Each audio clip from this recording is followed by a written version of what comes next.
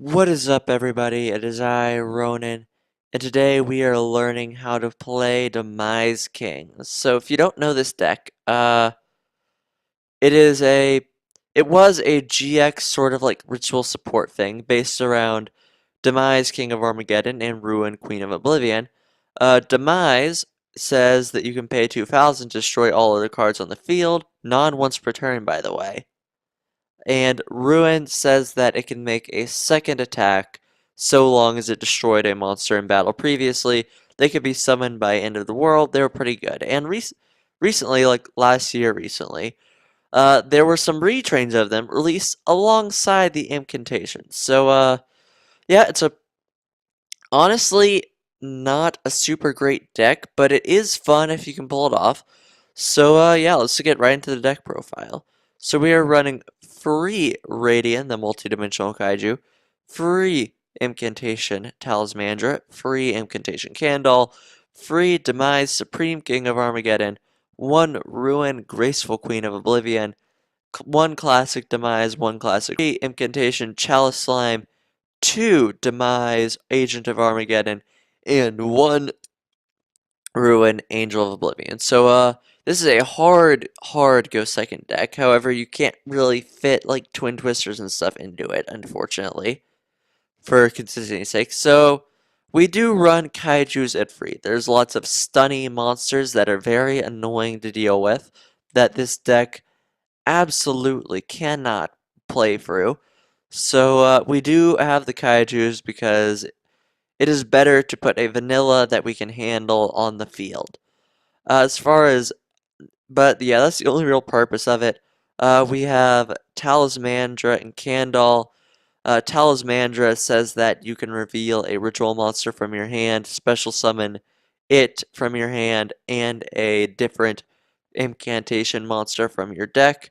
Candle does the same thing, except you have to reveal a ritual spell, and they get their effects when they're special summoned from the deck by a incantation monster effect.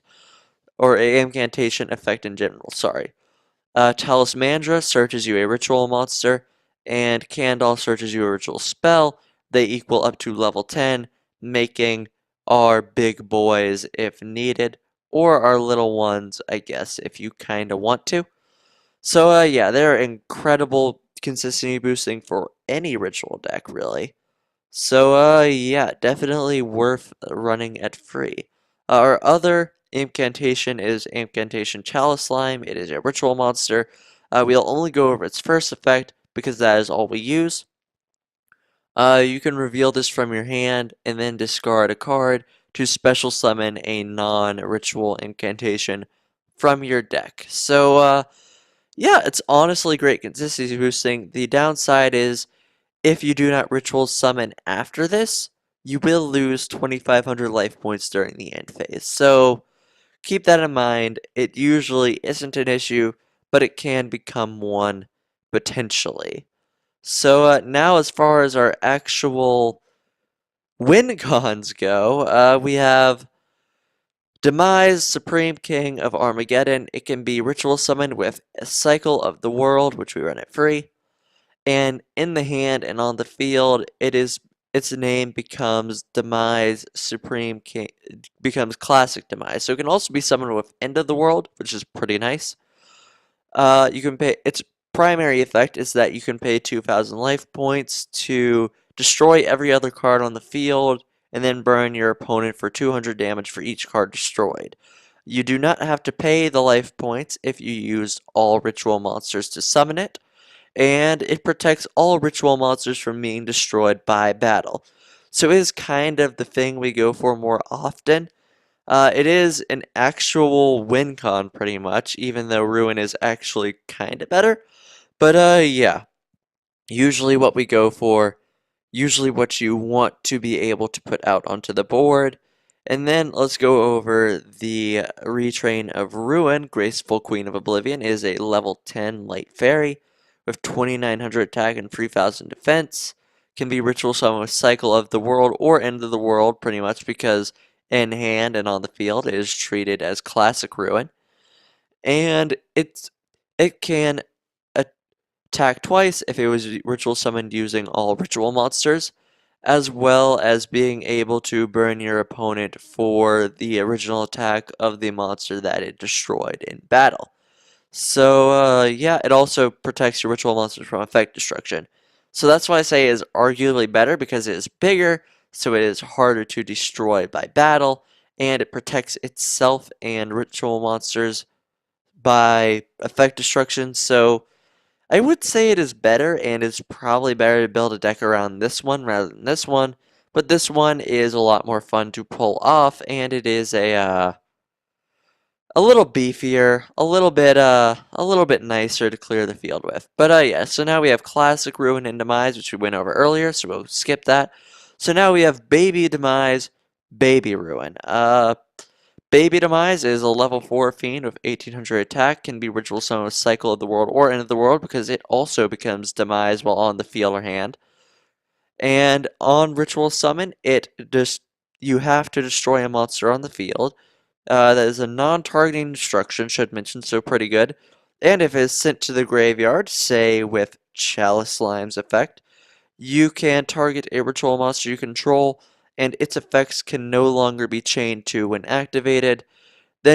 So generally speaking, what you want to do is you want to get at one of the two demises, somehow onto the field, somehow send a baby demise, target one of your demises in order to make it so that the board wipe cannot be responded to, which is pretty great, actually. And then you have Baby Ruin, which is arguably less good.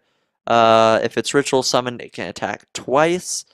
And if it is sent to the graveyard, you can target a ritual monster you control, and effects cannot be activated in response to its attack. So obviously the synergy is with the Ruin Retrain, so that it can attack twice and burn and just deal lots of damage. So yeah, that's the monster lineup. Now we jump right into the spells, where it is mostly consistency boosting. So we're running free Allure, free pre-prep, free Pot of Extravagance, and free Preparation of Rites. The rest are ritual spells, that being 2 End of the World, free Cycle of the World, and 2 Reverse of the World. So first, go over the consistency boosting stuff real fast. Allure of Darkness, draw 2, banish a dark from your hand, otherwise discard your hand. We are running mostly dark monsters, so it is just pretty good. Good way to get rid of bricks if need be.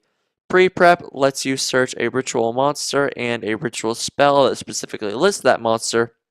It lets us search either of our ritual spells, though usually we go for Cycle of the World, and one of the two Classic Ruin or Demise. We only really want to run it at one, because it's just better because so we can have the proper space.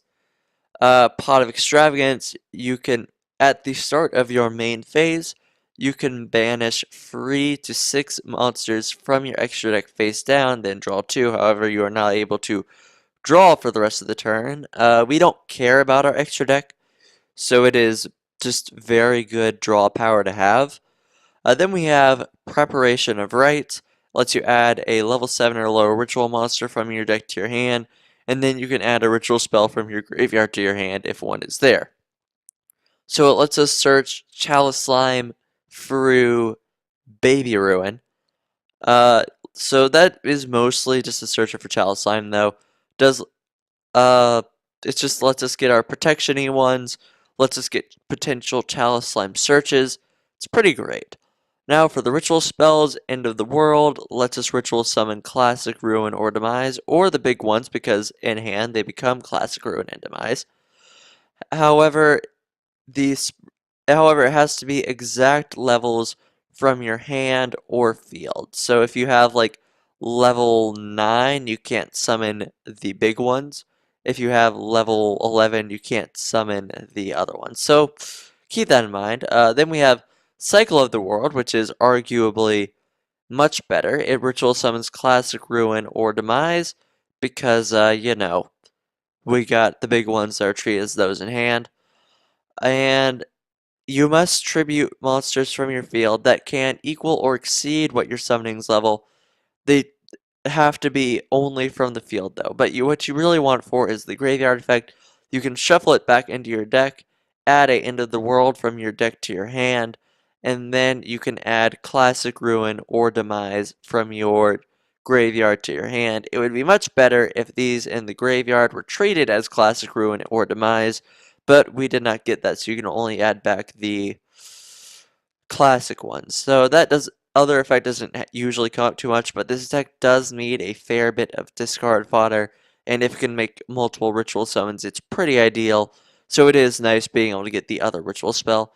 And the last card in the main deck is Reverse of the World. A little bit broken, so it can be is a quick play, not a ritual, so not searchable. Keep in mind. That can be used to ritual summon Classic, Demise, or Ruin from the hand or the deck. And you have to tribute ritual monsters from your hand whose total level equal or exceed the monster you're summoning. And this is a hard once per turn. So, yeah, it's just very good consistency boosting. The only downside is you have to tribute only ritual monsters from your hand. So, generally speaking, it can just be used to summon these from deck if you need it, these guys from hand if you want them, and these from hand too as well. This will also, being sent by this effect will also proc their graveyard effects for the thing you summon though, so pretty solid stuff with this card. Though you can run it at 2 or free, I just decided to run it at 2, so I would have space for a extra Baby Ruin. However, you can cut that if you so desire. Now, as far as the extra deck goes, we don't really care about the extra deck with this deck, so we just ran mostly utility cards, except for the Gustav Max, because we can potentially make rank 10s, and the little bit of burn damage is pretty nice. But beyond that, we just have 2 of each of the Nightmare package, 2 Decode, 2 Boral Sword, and 2 Boral Load. I will not go over them though, because with this deck at least, they don't really come up. Now the side deck though, fair bit more interesting. So, yeah, we are running, in the side deck, we are running the standard stuff first. Free Twin, if it's a particularly spell trap heavy matchup. Free Called, in case there's a lot of graveyard effects or hand traps going on. 1 Dark Hole, because while we do run board wipes don't apply to Mystic Mine in general. So, yeah, it's better to have the spell trap. 2 Impermanence, because sometimes effect negation is kinda nice, and if you can fit it in, and you need a lot of it, it's great. 1 Typhoon, just because it is a little bit of alternate spell trap removal, I would suggest running this at 1 to free. I just chose it at 1, because it is a trap that can be activated from hand, so it's pretty nice. And then we have, for a little bit more monster effect negation, free Gamma and 1 driver to facilitate it. So, hand traps are a problem. Monster effects in general are a problem, I should say. But, yeah, it's definitely a nice thing to have these. You can use them if you want to. Again, if you really can't stand getting hand trapped or monster affected, it's just, it's good to have. But, yeah, so that's the deck. It is a, like I said earlier, a hard go second deck. It can't really play through interruptions. However, is a fair bit consistent. And if you can get a Demise or if you can get one of your big boys on field, generally speaking, you're going to be in a pretty good position actually. But yeah, so that's the deck. Again, I'm still going to be trying the replay method as I did with the last video if you didn't watch it. But basically, gonna have some replays to show the deck doing well, or in this case, not so well. We only have 2 replays this time. 1 replay shows that the deck's inability to play through certain interruptions. The other is showing the deck and where it can work. So, yeah. That being said, I'll see you guys in the replays. Okay, so welcome to the first replay this was against Hellstar Remina, so very, very edge, very cool. We were calendars, as you know, end of the world, the Aztec calendar, all that stuff, yeah. So, we're playing against a, like, danger zombie thing. A pretty decent deck, actually. And we are going second here. So our opponent is going to be doing some danger things first.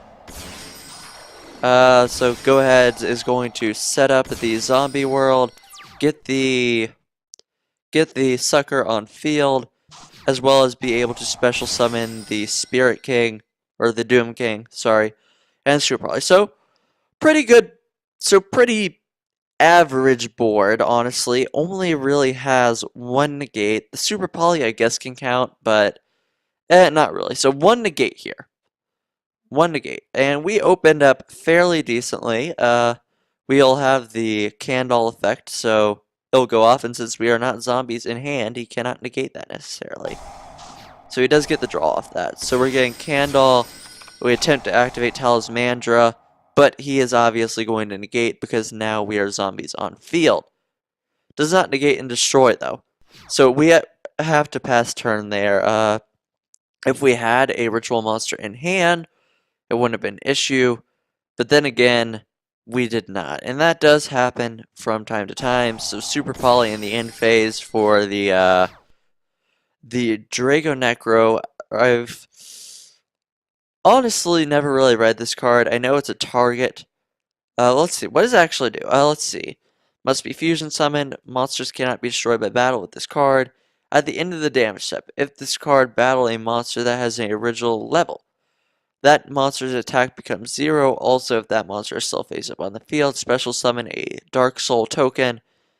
When summoned, its level will become equal to the original level of the monster. Okay, so that's actually pretty cool. Alright, so yeah, he's going to get the second one. We will not be dead here, but we'll be very close. So we need to draw a ritual monster here, and it was not that ritual monster. So we are going to go ahead and use the Talismandra effect to not get a ritual spell because we don't want that. We have to activate the Demise effect, unfortunately, not an option.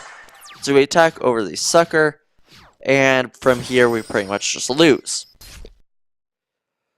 So yeah, there were many other replays along that line with ritual monsters, without ritual monsters, but yes, generally speaking, even when the deck goes off, it ends on one big monster that, if you did not get Baby Demise effect to protect it, will generally be negated. So, yeah, that's the deck kind of not working, and against most competent decks, this is how it goes. This was a pretty competent deck, I would say. But yeah, next replay will show you a situation where this deck is actually quite strong, and I'll see you guys there. Okay, welcome to the second replay with just player. We are obviously playing against a border burn deck, and we are going second as we want to. And this is a pretty solid hand. So we'll see our opponent's opening play. Summon border, set the secret barrel, pass. I think he could have set more, but that's not the point. I'm guessing you want to do that for game. So yeah, this is where the deck shines. It is against other decks that are equally as slow, and we opened up very well here. So yeah, we can kaiju the border, and from here we can pretty much just go off, getting the ritual spell, drawing, and then summoning the Demise. Demise will pop that. Demise will pop the kaiju, and then through, one second actually. So yeah, we went ahead and summoned the, wait, let's get back. Okay, so yeah, we summoned the Baby Demise first to get the pop, as well as so we could tribute it for the ritual. So there we go, then we End of the World to summon Classic Demise, and we have Baby Demise effect to now make it so that the board wipe cannot be stopped. However, we did not use the board wipe here because it was pretty much unnecessary. Figured it's just a burn card or something. So he does get a good top deck with the Extravagance here. summons the border, sets the other two, attacks over the Talismandra, and from here, he cannot respond to anything, so he is just pretty much outmatched. So we can board wipe without fear and then just attack. We will go ahead and get back that, but yeah, from there, let's see, what was he gonna top deck? Yeah, we can't really look right now, but yeah, so that's kind of where the deck is actually strong in slower matchups. But unfortunately, that is just not many matchups today against like super competent decks, because I would not consider this a extremely competent deck. So yeah, that was just kind of the deck. Only 2 replays this time because honestly, the majority of them just weren't very good. There was one uh like a Dino replay that was decent, but it wasn't very good, and it was probably a better showcase of negates being a problem. But yeah, generally speaking, the deck great in slow matchups. If you're playing with your friends and it's just sort of like a casual game, this deck is very fun to try. I would recommend it. However, if you wanted to be competitive with it, I would suggest probably trying to build around the new Ruin over the new Demise. But yeah, let me know what you think of the deck. Is there any way it could have been better? Because I cannot help but feel like my build was incorrect somehow. And yeah, if there's any decks you want me to try, let me know. Also, let me know what you think of this replay style. The videos this week have been using that because I am trying something slightly different because I did get constructive criticism lately, and I want to know what you guys think of it. But yeah. That being said, like if you liked, comment if you have something to say, and subscribe if you want some more. This has been Ronin, signing off.